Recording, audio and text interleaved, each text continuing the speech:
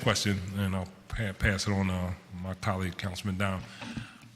Starbucks, so on Dilworth Plaza. Oh, okay. Yeah, right. So one day I'm up there with one of my colleagues. I'm up there actually at Mr. Christmas's office, and I'm looking out the window, and I said, "What's going on over there?" So we actually thought it was some new planters that were being put in place. You know, we had no idea, right? And come to find out that they were constructing a new building, i.e. a Starbucks on Dilworth Plaza.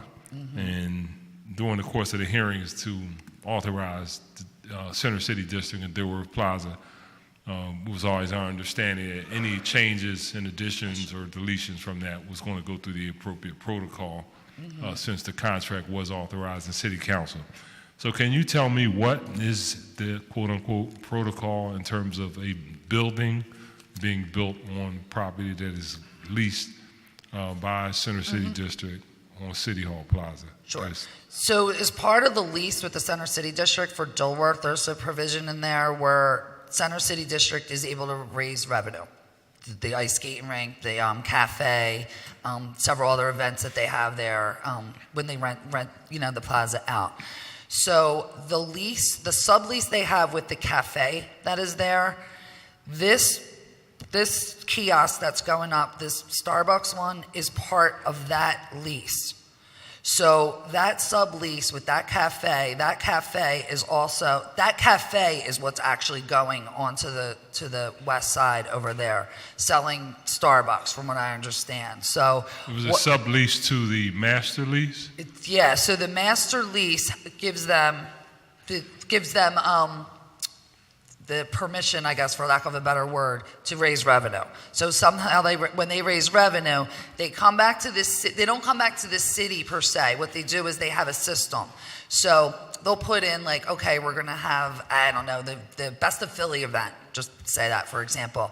They put it in the MDO system, the permitting system. It gets permission that way to do any type of event. With anything that's going up, that's in addition to the lease to raise revenue, like they changed the operator at one point. If you remember, there was a different operator that operated that cafe when it first opened. Now there's a new one. All they have to do is come back to the city and get permission to actually just change that. There's not another mechanism who did they get to come back permission here. From?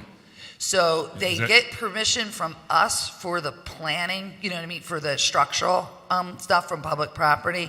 And then for the conceptual, it went through the mayor's office, I believe. All right.